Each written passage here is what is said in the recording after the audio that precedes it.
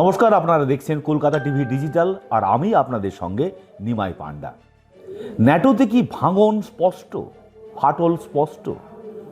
আর NATO ইরানের সঙ্গে আমেরিকার, বিশেষ করে ডোনাল্ড ট্রাম্পের এই যুদ্ধের কারণে ন্যাটো কি ক্ষতিগ্রস্ত হতে পারে?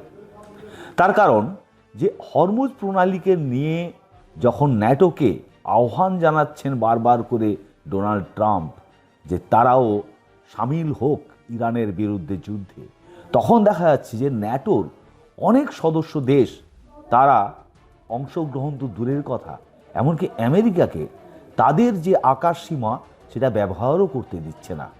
এবং শুধু তাই নয়, তারা সামরিক ঘাঁটিও ব্যবহার করতে দিচ্ছে না। তারপর কিন্তু দেখা যাচ্ছে যে প্রতিদিন ডোনাল্ড ট্রাম্প যেরকম ইরানের বিরুদ্ধে হুমকি চড়াচ্ছেন, হুমকি দিচ্ছেন একের পর এক, তেমনই কিন্তু তার আরেক টার্গেট হয়ে দাঁড়িয়েছে ন্যাটো।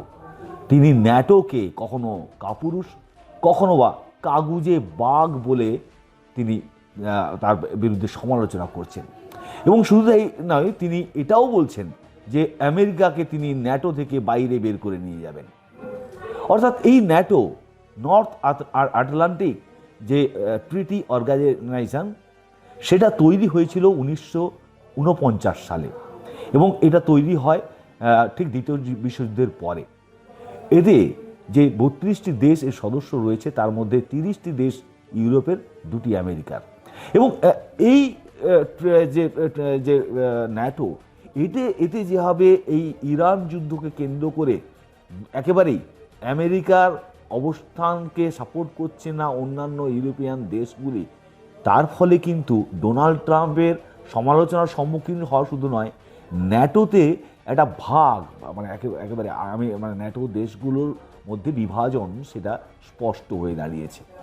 সবথেকে বড় কথা যে ন্যাটোর যে ইউরোপিয়ান দেশগুলো রয়েছে, তারা এর থেকে বেরিয়ে নতুন কোনো অর্গানাইজেশন গড়ে তুলতে পারে।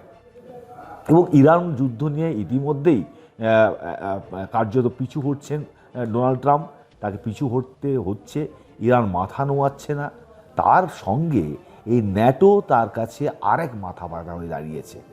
কারণ অনেকেই বলছেন যে এই দেশগুলি, যে যদিও ডোনাল্ড ট্রাম্প তিনি বলছেন যে এটা একটা লয়্যালটি টেস্ট হবে, অর্থাৎ ন্যাটো দেশগুলি তারা যে কতটা বিশ্বস্ততা পরীক্ষা তারা দিতে পারে, সেটা এই ইরান যুদ্ধে সেটা বোঝা যাবে।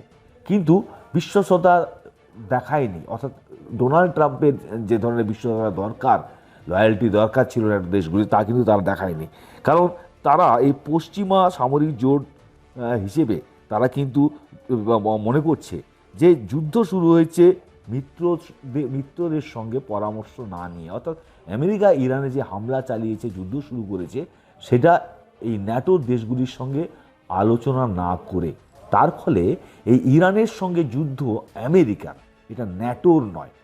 আর পাশাপাশি তারা বলছে যে হরমুজ প্রণালী যখন ইরান, ডোনাল্ড ট্রাম্প বলছেন যে ইরানের বিরুদ্ধে শক্ত বা কঠিন পদক্ষেপ নিক ন্যাটো, হরমুজ প্রণালীকে খুলতে সামরিক চাপ দিক, তখন কিন্তু ন্যাটোর ইউরোপিয়ান দেশগুলি তারা বলছে তারা এই যুদ্ধ চায় না।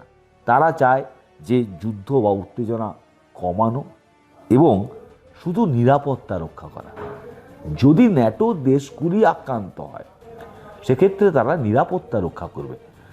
ফলে বুঝতে পারছেন যে এই ন্যাটোতে যে ফাটল দেখা দিয়েছে, সেটা ইরান যুদ্ধে আমেরিকাকে কার্যত চাপে ফেলে দিয়েছে। আর সবথেকে বড় কথা যে এই যে যুদ্ধে, সেখানে ন্যাটো বলছে যে জোট রাজনীতির ক্ষেত্রে ন্যাটোর যে আর্টিকেল 5 রয়েছে, কালেকটিভ ডিফেন্স, তা ব্যবহার করা হয়নি। ফলে এটা কার্যত ন্যাটোর অন্যান্য যে দেশগুলো রয়েছে, বিশেষ করে ইউরোপিয়ান দেশগুলো রয়েছে, তারা বলছে যে এটা শুধুমাত্র আমেরিকার যুদ্ধ, এতে ইউরোপিয়ান দেশগুলো তারা জড়াতে চায় না। অর্থাৎ ন্যাটো সবাই এতে জড়াতে চায় না। তার মানে একেবারে স্পষ্ট যে ইরানের হামলা, আমেরিকার হামলাকে ন্যাটোই সাপোর্ট করছে না। যার ফলে এখন শুধু ইরান নয়, ডোনাল্ড ট্রাম্পের আরেক টার্গেট হয়ে দাঁড়িয়েছে ন্যাটো। আরও খবর জানতে দেখতে থাকুন কলকাতা টিভি ডিজিটাল, রাত দিন 7 দিন।